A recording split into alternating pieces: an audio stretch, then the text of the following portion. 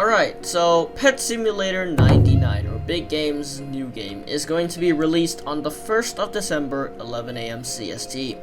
Now, I will be covering this game on the channel extensively. This is due to a number of reasons which greatly improve the game from Pet Simulator X, which I will be covering in this video. But in this video, I assume you guys have already watched the trailer and are currently waiting for the game to come out. Another thing that I have to mention before this video starts is that before you go on in the comments and hate on me for playing Roblox again after not playing for a while, this video is entirely subjective to my own opinion, and I hope you guys would at least hear me out. You guys may not have the same opinion as mine, and that's fine, but I just want to voice my opinions, and if you agree on me, well then, thank you. Okay, I've done enough intro, time for the actual video.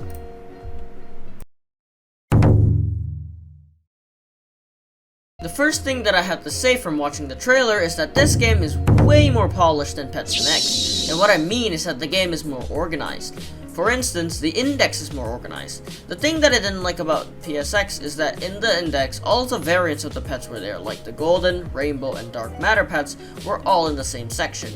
However, now these are separated into their own category for you to collect, and I will definitely be trying to complete the index. Another thing that I feel is more organized is the egg opening. Previously, if you were to open 8 eggs at once, you wouldn't know if you got a duplicate of a pet, and you would have to go through each pet you received and check. This new system would group up all of the pets to one single pet and tell you how many of that pet you have. The gold pet making is also more organized because you can literally just scroll through a wheel instead of clicking through every single pet. Another change about the gold pet making is that instead of having a percentage of converting to a gold pet depending on the amount of pets you put into the gold machine, there's a set amount of pets you need to make one gold pet, which is 10. I imagine this mechanic would apply to other things such as fusing, rainbow pets, potion upgrading, and other unknown mechanics too. Overall, I feel like one of the game's major changes from Pet Sim X is that duplicate pets are now less annoying to deal with. Oh yes! The second thing I'd like to mention is the amount of reduced pay to win in this new pet simulator. Mainly, you don't need to pay for pet equipping and egg hatching because you can have up to 99 of each now. This is awesome for a pet simulator game because these two aspects were, and probably still are, the two things that trouble a lot of people in simulator games. You don't even need to buy potions anymore because you can just grind them out in the obbies or other minigames. You can also auto farm in Pet Sim 99 without needing to pay.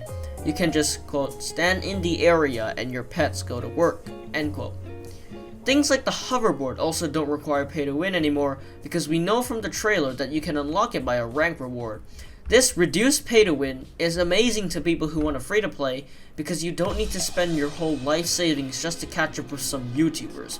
The gap between the content that free to play and pay to win has will also be significantly smaller because the game passes are just to boost your overall experience and give you a head start, and they don't really unlock specific pay to win things.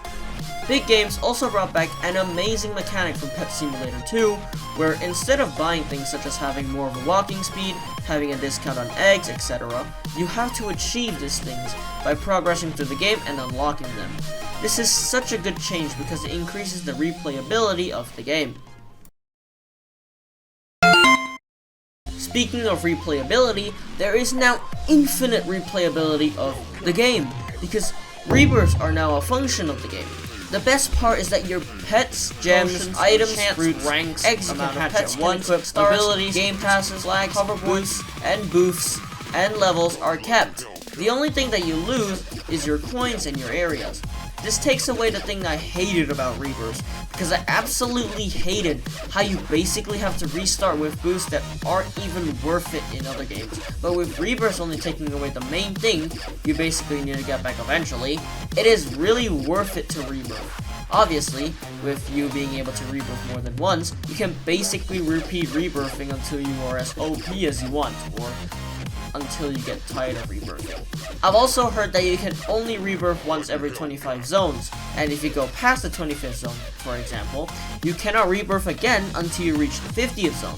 But I don't know how true this is. Rebirth thing. Like, look, you can use a rebirth. But the thing is, people think it's like your typical simulator rebirth. Well, it's not, because you can rebirth every 25 zones. And basically, if there's gonna be like 50 zones, for example, and you rebirth like those 2 times of the zones, you can't rebirth again until there's like another 25 zones. So you can't rebirth like a million times. It's only twice. It's only so that way your progress isn't like, don't become super overpowered.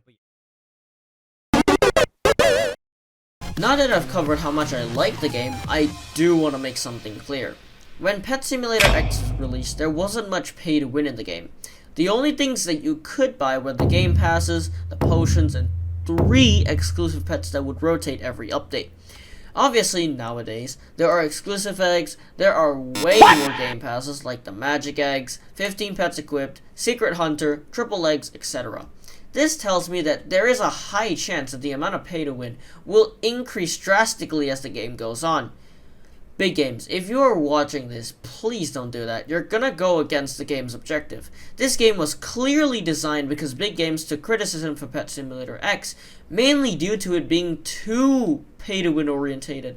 So if you guys do that to Pet Simulator 99, you're just gonna receive the same criticism, and you'll be defeating the game's purpose.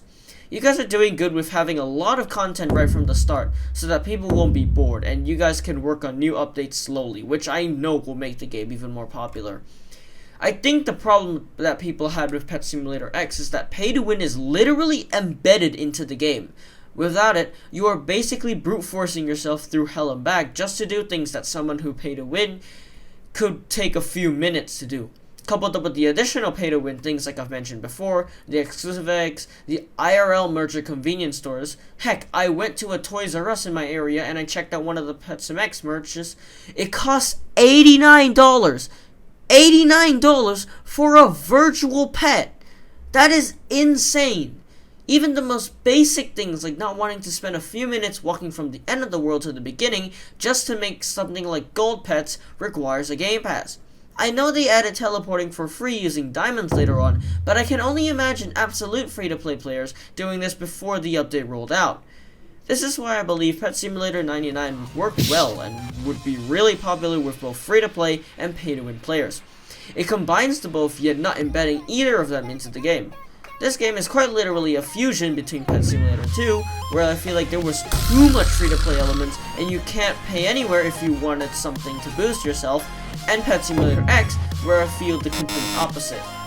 I also feel like this game is inching by the slightest towards a concept like Beestorm Simulator, where there are a bunch of items that give you a small boost, and if you combine them together, you get a massive boost. If I may suggest, a shop like the Blender in Beestorm Simulator, where you can craft more expensive items using smaller items, would also be cool. Alright, this is the end of the video. I hope you guys have considered my opinions, and well, if this video made you guys want to play Pet Simulator 99 when it releases now, then I'll see you guys at my opening stream at twitch.tv/Flarter. Go follow it, link will be in the description.